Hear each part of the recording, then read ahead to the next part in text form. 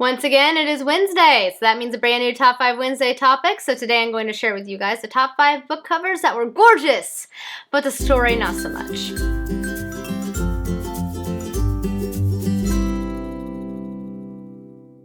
Hello everyone, it is Samantha. I hope you guys are having a great week so far.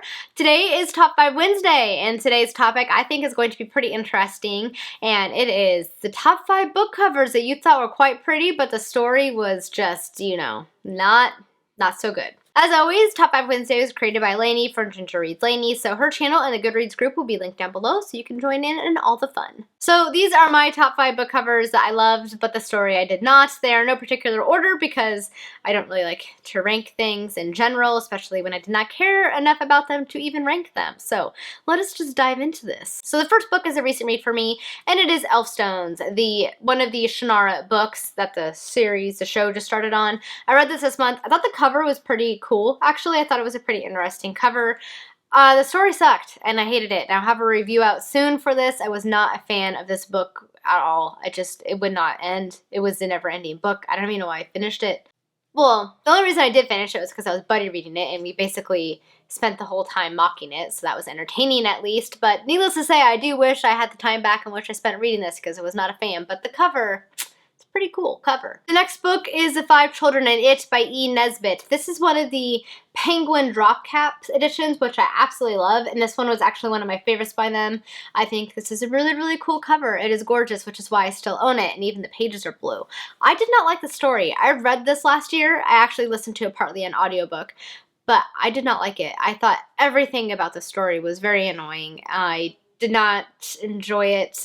For whatever reason, it was just getting on my nerves, so I just wasn't the biggest fan, but I absolutely adore the cover on this one. I think it's just a really cool cover, hence the reason it's still on my bookcase. The next book is Wuthering Heights by Emily Bronte. This is the Penguin English Library edition, which is one of my favorite classic editions. I hated this story. I did not like it at all. I hated the characters. I understand that the premise was to show how your actions can affect not only the others around you, but future generations, and just how your negativity and your cruelty can really affect people. I understand the concept. Did not like it though. I felt so frustrated while reading it, but the cover is so cool, and I do like to collect these editions, so I'm going to keep it and then look at it and remember how bitter I felt while reading it, which is so terrible. I don't like it, but the cover has little roses on it, and it looks cool and it looks kind of Christmassy. The next book is Serafina by Rachel Hartzman.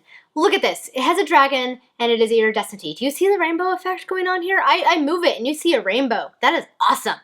The story, for me, was not. It was very dull. All the characters felt very flat. I was not invested in it. The dragons themselves were very uninteresting. It just felt like I was skimming the surface of what could have been a really great story, and I was very, very disappointed by it. And it seemed like a really cool concept, and I felt like it could have been a lot better than it was, and the cover was awesome, and everything about the whole idea and the cover sold me on this book. Just the execution fell flat somewhere, and wasn't a fan. I think I am keeping this only because of the cover, because it looks so darn cool. Look at it. Rainbow. It's a rainbow. And the last book, my fifth and final book for this video, is one you haven't seen on my channel for a while, but if you have been following my channel since the beginning, you will remember this because of Currency. Deep Blue, again, makes an appearance on my channel. This cover is awesome. It is a gorgeous cover. That is just, look at that mermaid. Look at that mermaid. Look at the colors, the blue and the green. Blue is one of my favorite colors. It just looks so cool. The story just did not much care for. I basically lost it when I read Currency.